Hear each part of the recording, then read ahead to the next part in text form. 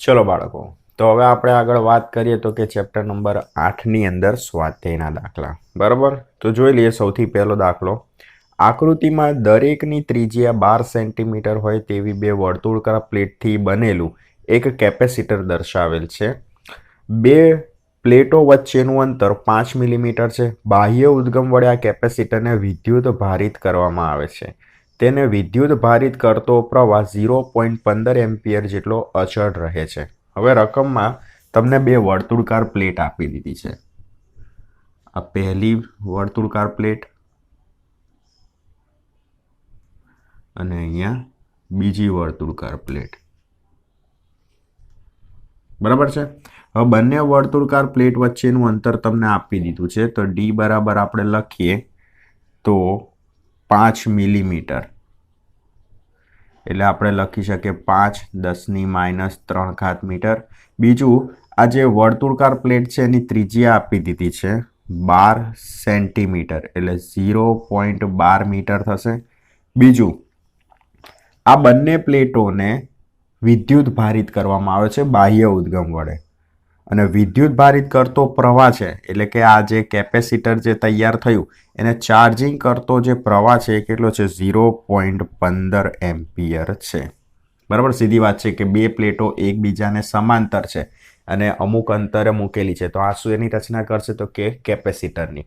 હવે આ બંને પ્લેટોને તમે બાહ્ય ઉદ્ગમ સાથે કનેક્ટ કરો છો એટલે શું થવાનું? આ જે કેપેસિટર છે એનું ચાર્જિંગ થવાનું. હવે ચાર્જિંગ કરતો જે પ્રવાહ છે એ કેટલો છે? 0.15 એમ્પિયર છે. તમારે શું શોધવાનું છે? તો કે કેપેસિટન્સ અને બે પ્લેટો વચ્ચે સ્થિતિમાનના તફાવતનો દર ગણવાનો છે. તો તમારે શોધવાનું શું આવ્યું? તો કે કેપેસિટન્સ સી શોધવાનું આવ્યું અને વિદ્યુત સ્થિતિમાનના તફાવતનો દર એટલે કે dV/dt તમારે શોધવાનું છે. આ ખાસ ધ્યાન રાખવાનું છે. તમારે dV/dt શોધવાનું છે કેમ કે વિદ્યુત સ્થિતિમાનના તફાવતનો દર કીધો છે. બરાબર, એટલે dV/dt થાય. ચલો, હવે કેપેસિટન્સ તમારે શોધવાનું તો કઈ રીતે? તો તમે જુઓ, આ સમાંતર પ્લેટ કેપેસિટર કહેવાય, તો ઇક્વેશન એ જ નાખવાનું. સમાંતર પ્લેટ કેપેસિટરનું કેપેસિટન્સ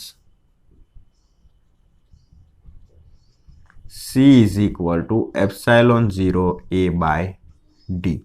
હવે ε0 ની વેલ્યુ 8.85 × 10⁻12.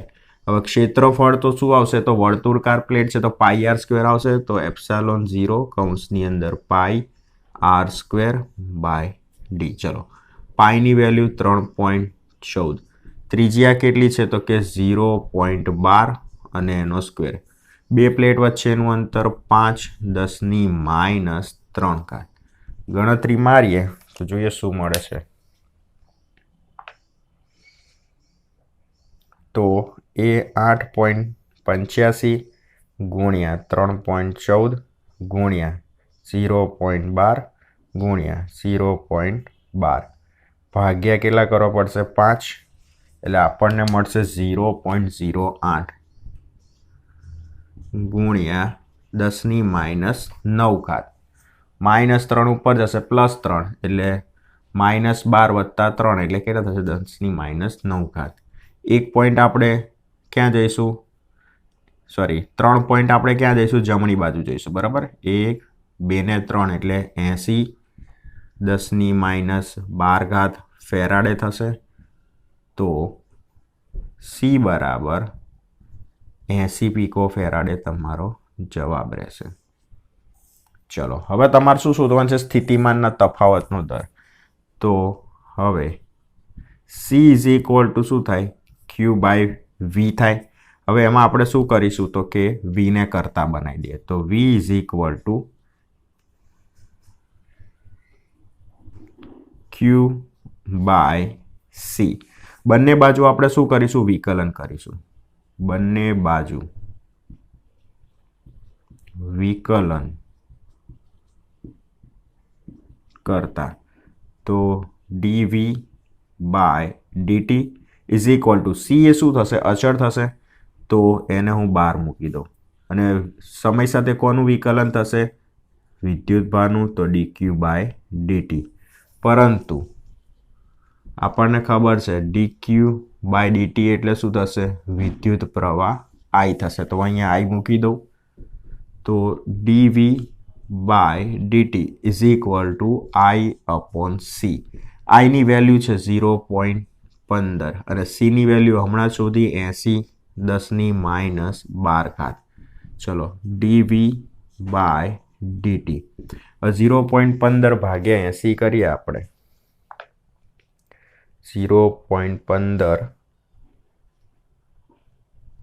ભાગ્યા 80 એટલે આપણને મળશે 0.00187 10⁻12. 1 2 3 એટલે 1.87 10⁹ વોલ્ટ પર સેકન્ડ. તો આ તમને શું મળ્યો? સ્થિતિમાનના તફાવતનો દર મળી ગયો dv/dt. અને એકમ ખાસ ધ્યાન રાખવાનો વોલ્ટ પર સેકન્ડ આવશે. જોઈએ હવે આગળ શું કીધું છે. હવે બે પ્લેટ વચ્ચે સ્થાનાંતર પ્રવાહ ગણવાનો છે. બરાબર છે? બે પ્લેટ વચ્ચે સ્થાનાંતર પ્રવાહ એને આપણે શેના વડે બતાવીએ છીએ? ID વડે. તો તમને સ્થાનાંતર પ્રવાહનું ઇક્વેશન યાદ હોય તો સ્થાનાંતર પ્રવાહ ID is equal to ε0 dφ/dt. બરાબર છે? હવે ફાઈ એ શું છે? વિદ્યુત ફ્લક્સ. તો પરંતુ phi is equal to E into A. E એટલે કેપેસિટરની બે પ્લેટ વચ્ચે ઉદ્ભવતું વિદ્યુત ક્ષેત્ર. તો σ/ε0 ઇન્ટુ A. બરાબર? પરંતુ હજી આમાં થોડા ચેન્જીસ કરીએ તો પૃષ્ઠ ઘનતા sigma is equal two Q/A થાય. બરાબર? આ A ને હું સામે લઈ જાઉં તો Q is equal to sigma into A. આનો ઉપયોગ હું અહીંયા કરી શકું. તો phi is equal to sigma into A એટલે Q લખી નાખું Q/ε0. આને કહી દઉં સમીકરણ નંબર 2. આને કહી દઉં 1. 2 ને 1 માં મૂકતા 2 ને 1 માં મૂકતા તો જુઓ ફાઈની વેલ્યુ અહીંયા મૂકી દઉં તો ID is equal to ε0 d/dt. ફાઈની જગ્યાએ હું Q/ε0 મૂકી દઉં તો ε0 કેન્સલ. તો ID બરાબર શું વધશે? dq/dt. હવે આપણને ખબર છે dq/dt એટલે શું થાય? વિદ્યુત પ્રવાહ I. તો I ની તો વેલ્યુ છે આપણી જોડે 0.15. તો સ્થાનાંતર પ્રવાહ કેટલો મળશે? 0.15 એમ્પિયર. બરાબર? જોઈ લઈએ આગળનો દાખલો. દાખલા નંબર 2 તમારે કંઈ કરવાની જરૂર છે નહીં. દાખલા નંબર 3 SQ છે. તો જોઈ લઈએ દાખલા નંબર 4. બરાબર છે? એક સમતલ વિદ્યુત ચુંબકીય તરંગ Z દિશામાં શૂન્ય અવકાશમાં ગતિ કરે છે. તેના વિદ્યુત ક્ષેત્ર અને ચુંબકીય ક્ષેત્ર સદિશો માટે તમે શું કહી શકશો? જો તરંગની આવૃત્તિ 30 મેગાહર્ટ્ઝ હોય તો તેની તરંગ લંબાઈ કેટલી? તમને આવૃત્તિ આપી દીધી છે f is equal two 30 megahertz. તો હું શું લખી શકું? f બરાબર 30 ગુણ્યા 10⁶ હર્ટ્ઝ લખી શકું. એટલે 3 ગુણ્યા 10⁷ થશે. તમારે શું શોધવાનું છે? તરંગ લંબાઈ શોધવાની છે. એની પહેલા તમારે એક પ્રશ્નનો જવાબ આપવો છે કે વિદ્યુત ચુંબકીય તરંગ Z દિશામાં આગળ વધતું હોય તો વિદ્યુત ક્ષેત્ર અને ચુંબકીય ક્ષેત્ર વિશે તમે શું કહી શકો? માની લો કે જો વિદ્યુત ચુંબકીય તરંગ Z દિશામાં આગળ વધતું હોય તો વિદ્યુત ક્ષેત્ર X દિશામાં હશે અને ચુંબકીય ક્ષેત્ર Y દિશામાં હશે. તો પહેલા તો એ લખી નાખો. જો વિદ્યુત ચુંબકીય તરંગની પ્રસરણની દિશા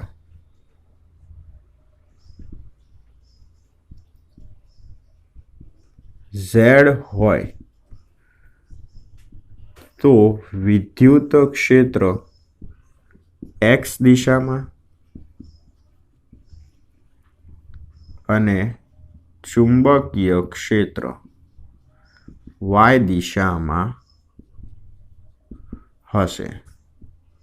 હવે તમારે તરંગ લંબાઈ શોધવાની છે, બરાબર. તો હવે f is equal to c by lambda. લેમડાને કરતા બનાવી દઈએ તો c બાય f થશે. c ની વેલ્યુ કેટલી છે? 3 ગુણ્યા 10⁸. f ની વેલ્યુ કેટલી છે? 3 ગુણ્યા 10⁷. 3 3 કેન્સલ. તો આવૃત્તિ f બરાબર કેટલું મળશે? 10 તરંગ લંબાઈ કેટલી મળશે? Lambda is equal to 10 metre. બરાબર, એકદમ ઇઝી. જુઓ આગળ દાખલો.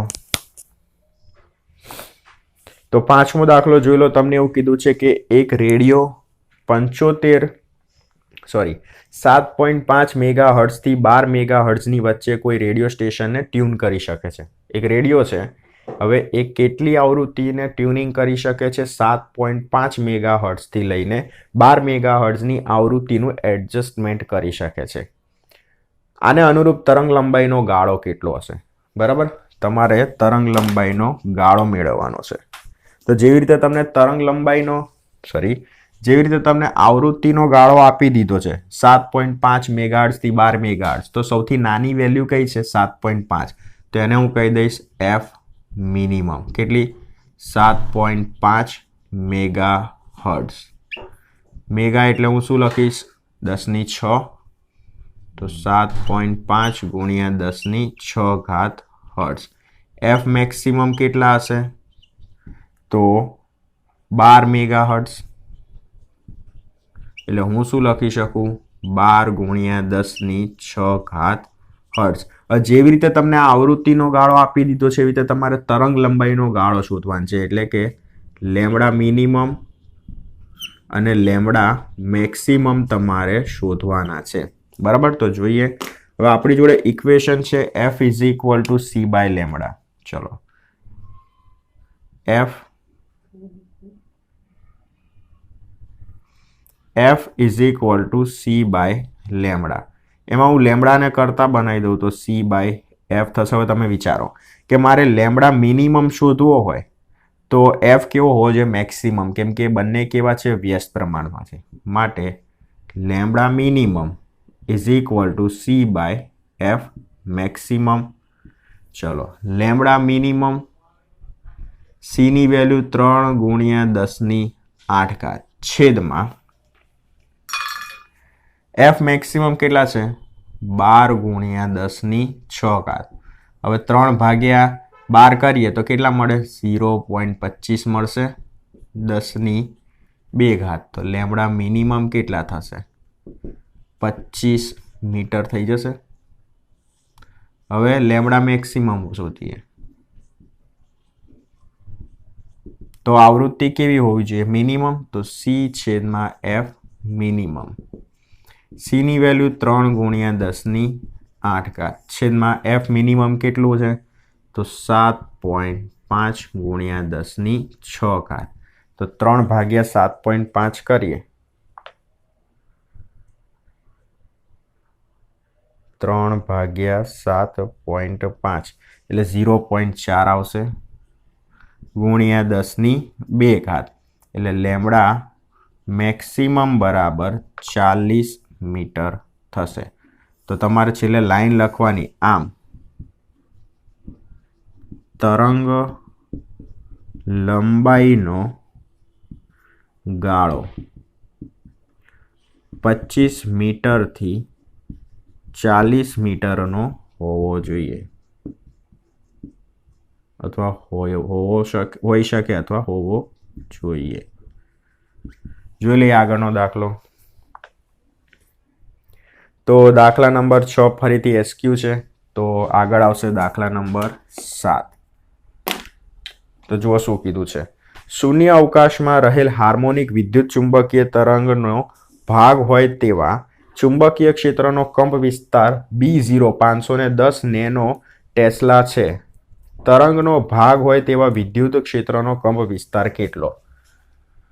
તમને ચુંબકીય ક્ષેત્રનો કંપ વિસ્તાર આપી દીધો છે 510 નેનો ટેસ્લા એટલે 10⁻⁷ 10⁻9 ટેસ્લા થાય। તમારે વિદ્યુત ક્ષેત્રનો કંપ વિસ્તાર શોધવાનો છે। તો આ તો આવડે ને, સીધું જ ઇક્વેશન વાપરવાનું છે। અહીં E0/B0 = C।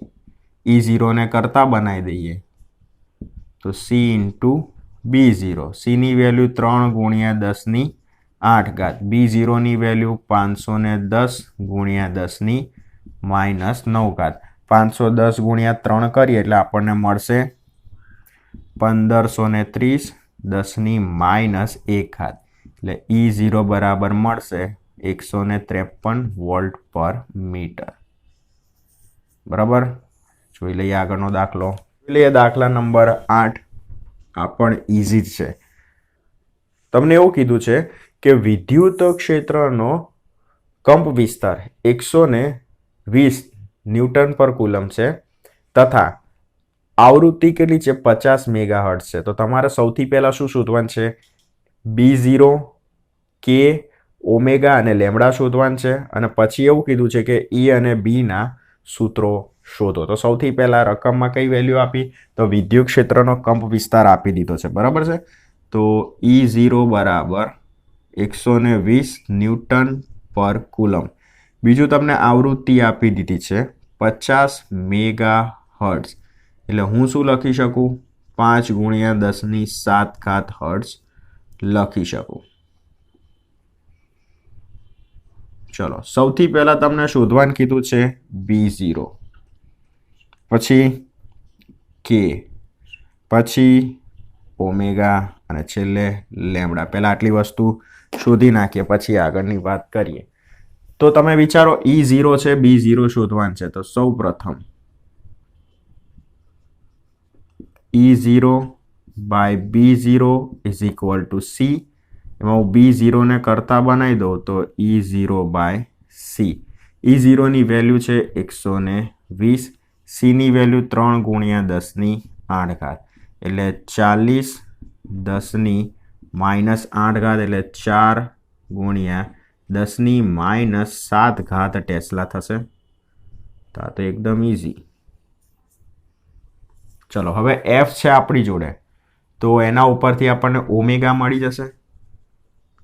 તો ઓમેગા બરાબર શું થાય? 2πf થાય। ચલો, 2 × 3.14, આવૃત્તિ કેટલી છે? 5 × 10⁷।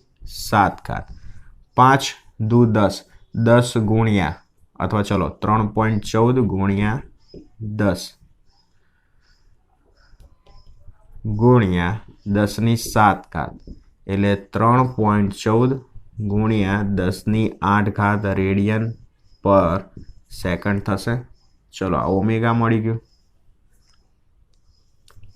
હવે ઓમેગા/C = શું થાય? K થાય। તો K મળી જશે। K = ઓમેગાની વેલ્યુ 3.14 × 10⁸।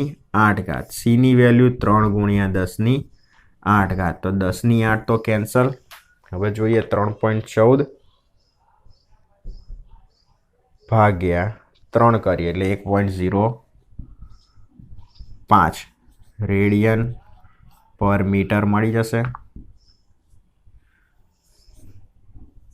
ચલો, પછી તમારે લેમ્બડા શોધવાનું છે। તો હવે K = 2π/લેમ્બડા। તો 2 × 3.14 છેદમાં લેમ્બડાની વેલ્યુ, તો લેમ્બડાને કરતા બનાવી દઈએ તો 2π/K થશે।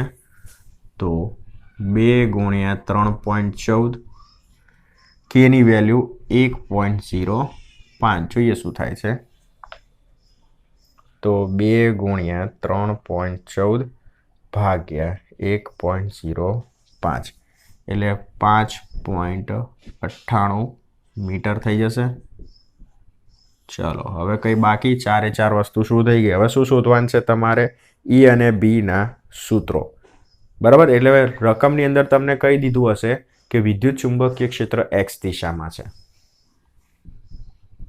E અને B ના સૂત્રો। તો શરૂઆતમાં જો વિદ્યુત ચુંબકીય તરંગના પ્રસરણની દિશા x હોય તો વિદ્યુત ક્ષેત્ર એ y દિશામાં તથા ચુંબકીય ક્ષેત્ર એ z દિશામાં હશે. બરાબર છે. તો વિદ્યુત ક્ષેત્રનો સદિશ E is equal to EX I caret વત્તા EY J કેરેટ વત્તા EZ K કેરેટ. હવે વિદ્યુત ક્ષેત્ર કઈ દિશામાં છે? y દિશામાં. તો x અને z ઘટક 0 થઈ જશે. તો EY J કેરેટ. હવે EY ની જગ્યાએ હું શું મૂકીશ? E0 sin kx વત્તા omega t J caret volt પર મીટર. હવે E0 ની વેલ્યુ છે 120 sin k ની વેલ્યુ છે આપણી જોડે કેટલી છે? 1.05 x. ઓમેગાની પણ value 3.14 10⁸ t J caret volt પર મીટર. તેવી જ રીતે ચુંબકીય ક્ષેત્ર માટે સદિશ B is equal to BX I caret વત્તા BY J કેરેટ વત્તા BZ K કેરેટ. તો ચુંબકીય ક્ષેત્ર Z દિશામાં તો BX BY ઘટક 0 તો BZ K કેરેટ. તો BZ ની જગ્યાએ હું B0 sin KX વત્તા omega t K caret tesla લખી શકું. B0 ની વેલ્યુ છે આપણી જોડે 4 10⁻⁷ sin k ની વેલ્યુ છે આપણી જોડે 1.05 x વત્તા ઓમેગાની value 3.14 10⁸ t K caret tesla. તો આ શું થયું? ચુંબકીય ક્ષેત્રના સમીકરણો અને વિદ્યુત ક્ષેત્રના સમીકરણો. ઓકે, જોઈ લે આગળનો દાખલો. ચલો બાળકો, હવે આગળ જે દાખલા નંબર 9 છે એ તમારે HW માં આવશે. કેમ કે રકમમાં તમને શું કીધું છે? તો કે વિદ્યુત ચુંબકીય વર્ણપટની અંદર જેટલા બી તરંગો આવે છે, તરંગના જેટલા બી પ્રકાર આવે છે, એ તરંગોના ફોટોનની ઉર્જા તમારે શોધવાની છે. ફોટોનની ઉર્જાનું સમીકરણ તમને રકમમાં જ આપી દીધું છે, E is equal two HF. હવે ચોપડીની અંદર તમને છે ને એક કોઠો આપી દીધો છે, એમાં દરેક તરંગની આવૃત્તિઓ આપી દીધી છે. તમારે એ તરંગની આવૃત્તિનો ઉપયોગ કરીને દરેક ફોટોનની ઉર્જા શોધવાની છે. જેમ કે માઇક્રોવેવ તરંગ છે, તો એ ટેબલની અંદર તમને માઇક્રોવેવ તરંગની શું આપી દીધી હશે? આવૃત્તિ આપી દીધી હશે. એ આવૃત્તિ આમાં મૂકવાની અને Hની વેલ્યુ મૂકવાની 6.625 10⁻34 પ્લાન્ક અચળાંક કહેવાય H. તો એની વેલ્યુ મૂકી દેવાની એટલે તમને શું મળશે?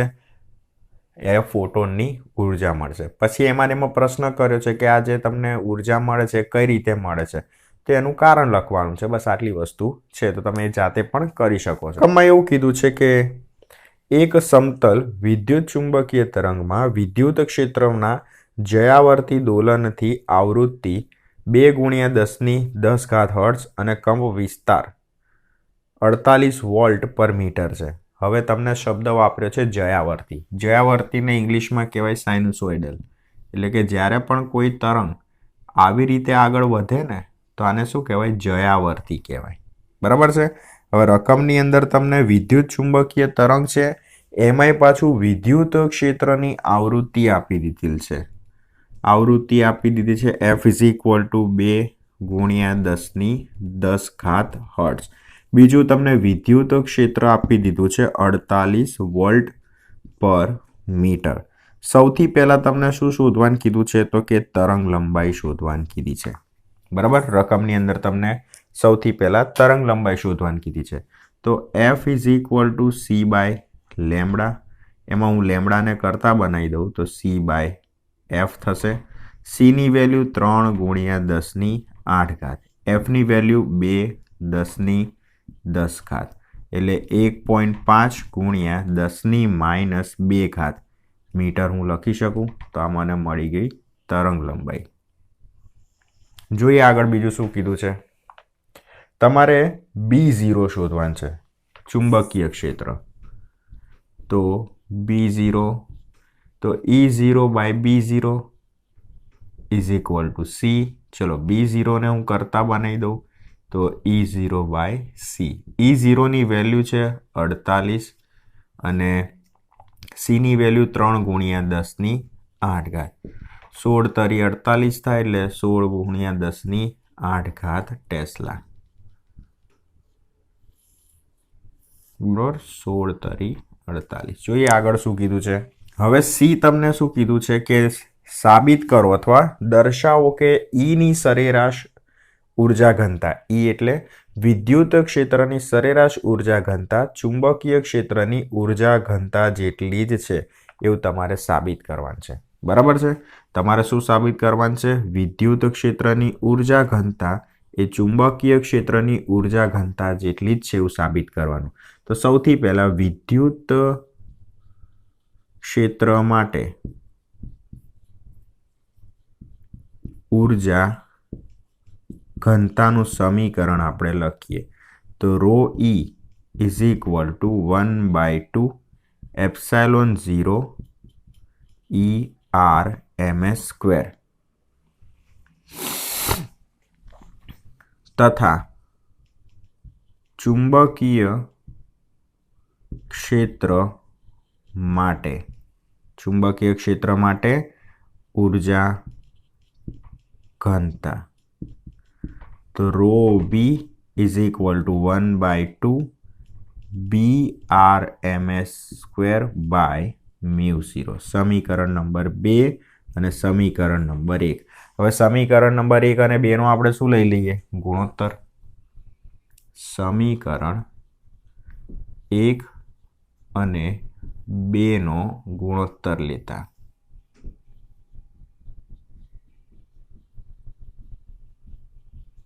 તો ρe બાય ρb. ρe ની વેલ્યુ છે 1/2 એપ્સાઇલોન 0 ERMS સ્ક્વેર છેદમાં 1/2 BRMS અને એનો સ્ક્વેર બાય μ0. 1/2 કેન્સલ, છેદનો એ છેદ ક્યાં જશે? અંશમાં. બીજી વસ્તુ ERMS સ્ક્વેર છેદમાં BRMS સ્ક્વેર લખી શકું.